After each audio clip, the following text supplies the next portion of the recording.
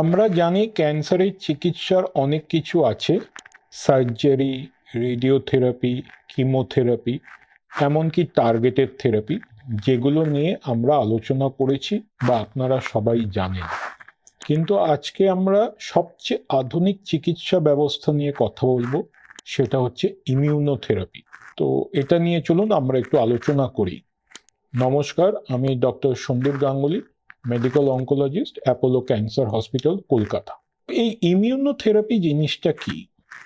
এটা হচ্ছে এক ধরনের ইনজেকশন, যেটা আমরা ক্যান্সার পেশেন্টদের দিই সেই ক্যান্সার সেলসগুলোকে ধ্বংস করার জন্য। আমাদেরকে জানতে হবে যে ক্যান্সার সেলস শরীরে কিভাবে বাড়ে। যখনই কোনো অর্গ্যানে একটা অ্যাবনর্মাল সেল হয়, নর্মালি আমাদের বডির ইমিউন সিস্টেম সেই সেলটাকে ডিটেক্ট করে এবং ইমিউন সিস্টেমের মাধ্যমে সেই সেলসটা ধ্বংস হয়। কিন্তু ক্যান্সার সেলসগুলো হচ্ছে খুব চালাক। তারা নানান ধরনের প্রোটিন প্রডিউস করে, যার জন্য আমাদের ইমিউন সিস্টেমও এই ক্যান্সার সেলসগুলোকে ধরতে পারে না, এবং সেই জন্য এই ক্যান্সার সেলসগুলো নিঃশব্দে ধীরে ধীরে বাড়তে থাকে এবং অন্যান্য জায়গায় ছড়িয়ে যায়। ইমিউনোথেরাপি হচ্ছে এমন ধরনের ইনজেকশন যেগুলো এই প্রোটিনটাকে ধ্বংস করে, যেটা ক্যান্সার সেলস প্রডিউস করে।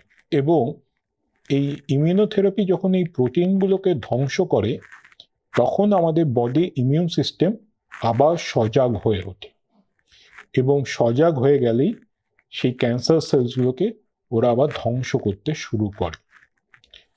তো এরকমভাবেই ইমিউনোথেরাপি কাজ করে।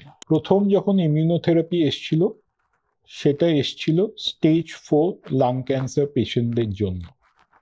কিন্তু আজকের দিনে দাঁড়িয়ে ইমিউনোথেরাপি অনেক ক্যান্সারেই ইউজ করা হচ্ছে, এবং শুধু স্টেজ 4এই যে ইউজ করা হচ্ছে তা না।